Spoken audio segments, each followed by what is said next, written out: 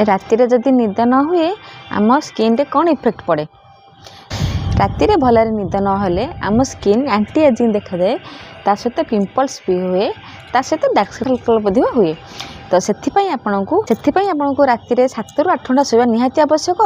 ता सहित water intake भी रहा दरकार। संध्या 6टा 7टा पर आप वाटर इनटेक कर बारंबार निद भांगो, ता सहित आप स्किन भी डेफिशिएंसी देव।